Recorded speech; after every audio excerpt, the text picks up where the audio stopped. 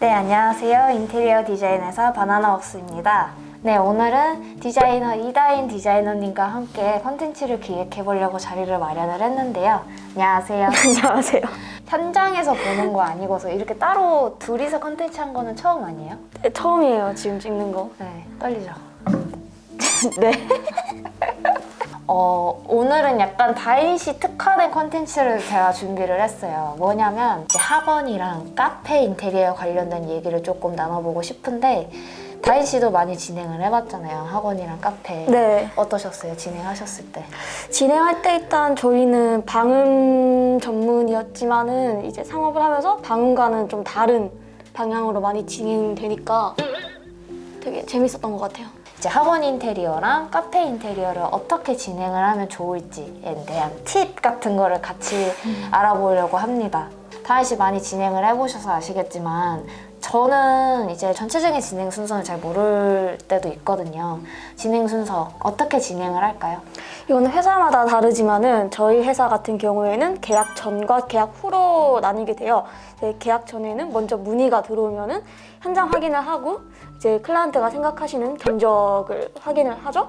그 다음에 이제 그의 견적이 맞는 원하시는 디자인이 견적에 맞는지 이런 걸 일단 1차적으로 크게 검토를 하고 된다, 실현된다 이러면은 계약을 하고 거기서 이제 세부 내용을 조정을 하죠. 그 다음에 이제 계약 후에는 철거를 하고 실측을 진행해요. 네. 실측을 진행하고 또 이제 거기서도 디자인이 바뀔 수 있기 때문에 중간중간에 디자인 수정도 틈틈이 하면서 바로 목공 작업이 들어가고 목공 작업이 완성되면은 이제 마감재 작업 들어가서 이제 완공이 되는 거죠.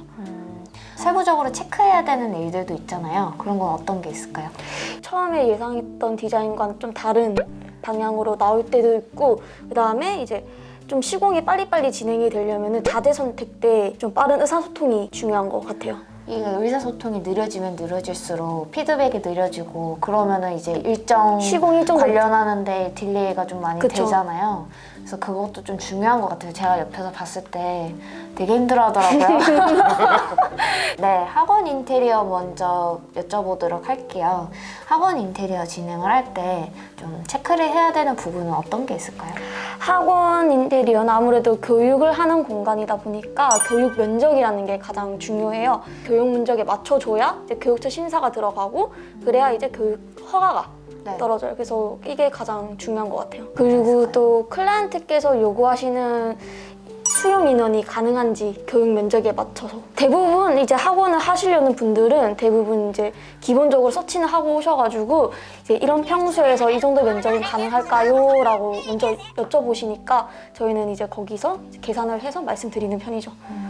네, 그러면은 아까 교육 면적을 좀 체크를 하는 게 중요하다라고 말씀을 하셨는데 교육 면적이라는 게 뭐예요? 교육 면적이라는 게 이제 특수성이 있는 공간이다 보니까 법적으로 이제 교육 면적을 무조건 확보해야 된다. 이제 맞춰야지 학원의 인가가 떨어지니까 교육청에서 근데 이제 이것도 못 맞추는 현장이 좀 많아요. 못 맞춰지는 현장이 많아서 일단 먼저 이제 하시기 전에 체크해야 될 사항은 이제 원하시는 공간에 그 교육 면적이 확보가 되는지 충분히 그리고 또 교육 면적만 확보되는 게 아니라 인포라든지 탕비실 이런 공간도 부가적으로 들어가잖아요. 그런 공간이 이제 충분하게 들어갈 수 있는지 그런 거를 먼저 확인해서 하는 게 좋을 것 같아요. 그러면은 내가 아무리 좋은 공간을 확보를 했더라도 거기서 교육 면적 외에 내가 하고 싶은 디자인을 못 뽑아내면 거기에서 실현을 하기가 좀 어려울 수 있겠네요. 그쵸, 많이 힘드시죠.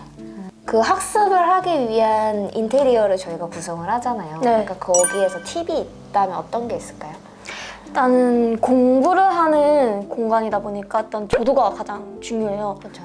그래서 저희는 웬만하면은 이제 강의실에 창문이 있으면은 창문을 활용해서 자연광으로 조도를 확보하는 식으로 하고 있는데 그런 게 좀 불가피한 상황이면은 좀 많은 조명을 활용해서 너무 어둡지 않은 좀 조도를 확보하려고 노력하고 학원도 아이들이 많이 다니는 학원들이 있잖아요. 아이들 경우에는 약간 좀 밝은 톤 그런 색을 많이 사용하고 또 자재들도 약간 친환경 소재들로 많이 사용하려고 노력하고 있습니다. 그러면 요즘 학원 인테리어는 어떤 디자인을 많이 선호하실까요? 요즘은 하이트와 우드톤이 가미된 따뜻한 약간 포근한 느낌의 인테리어를 많이 사용하시는데요.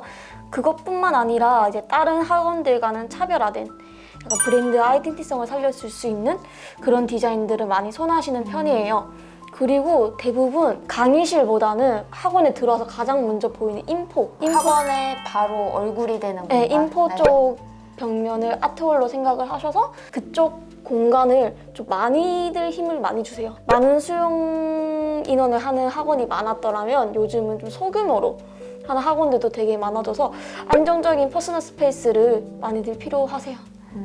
네. 학원 인테리어에 관련된 얘기를 해봤는데요. 그러면 이번에는 카페 인테리어 관련해서 얘기를 한번 해볼게요. 카페 인테리어는 어떤 체크리스트들이 있을까요?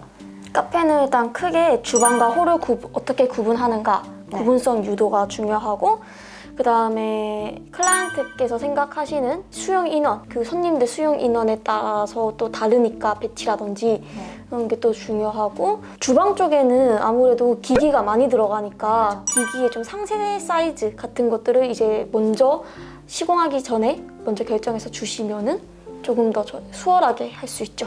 배수와 전기 등 좀 필수 요소들이 이제 또 저희가 원하는 디자인에 맞는 위치에 있는지, 없으면 또 이동해야 되고 빼서 써야 되고 이래야 되니까 그런 것도 미리 체크해서 하시면 좋을 것 같아요.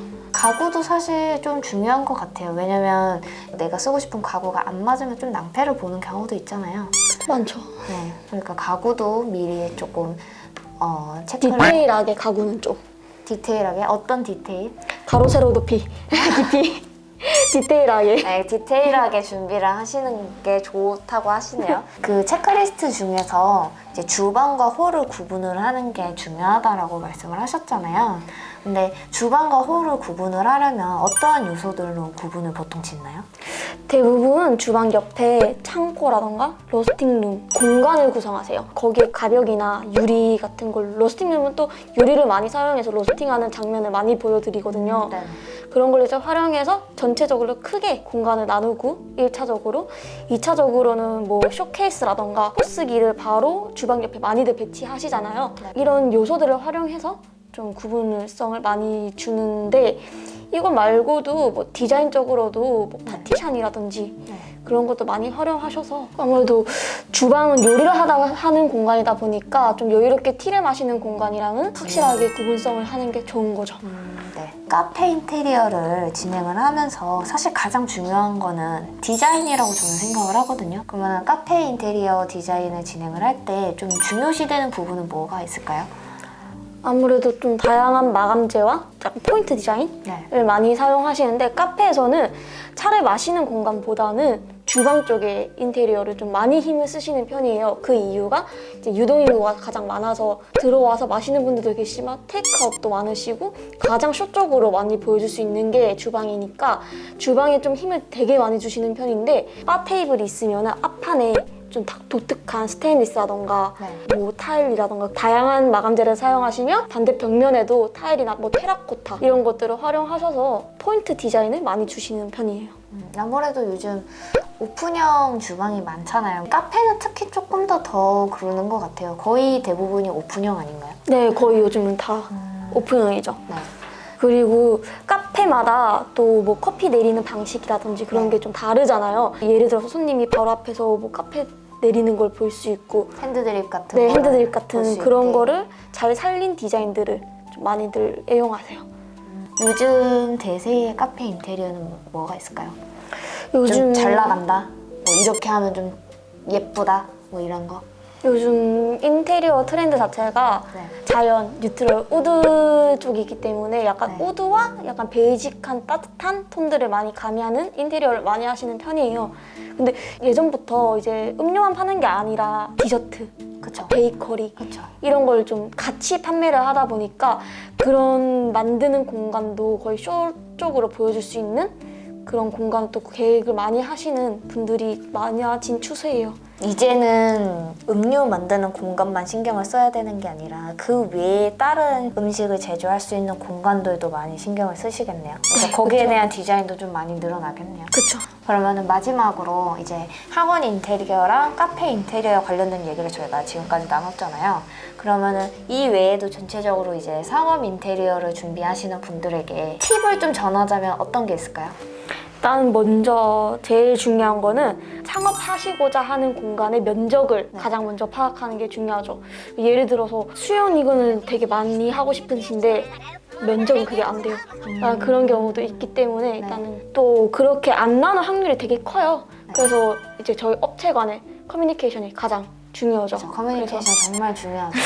네, 의사소통이 가장 중요합니다. 그리고 약간 돈 관련으로 좀 넘어가자면은 이제 경적서를 작성하고 이제 시공을 들어가는데 시공을 하다 보면은 좀 더 이쁘고 좀 이쁜 게 또 비싸잖아요. 그쵸. 그런 게 또 이제 마음에 드실 때가 있어요. 그쵸. 근데 또 견적은 안 맞을 때도 많고 그런 걸 다 이제 생각을 하셔야 되니까 견적을 또 생각을 하셔야 되니까 또 예산에 맞는 자재들을 선택하시는 게 좋고 또 자재들을 선택하실 때 그 자재에 관한 정보들은 약간 기본적으로 디테일한 거는 당연히 저희도 알려드리는데 일단 기본적으로 약간 좀 틀 같은 거는 좀 알아서 오시면은 이게 어떤 자재인지에 대한 정보는 알아야지 좀 의사소통이 좀 더 편할 수도 있겠네요. 그쵸 뭐 예를 들어서 이런 자재는 물이 전혀 들어가면 안 된다 그럼 주방에 못 쓰잖아요. 그렇죠. 네, 그런 거를 이제 좀 기본적인 것들을 좀 알고 오시면은 저희랑 소통하기 더 쉬우시고 또 빨리빨리 일이 진행이 진행을 되니까 하는데 좀 어려움이 없겠네요. 네 그쵸.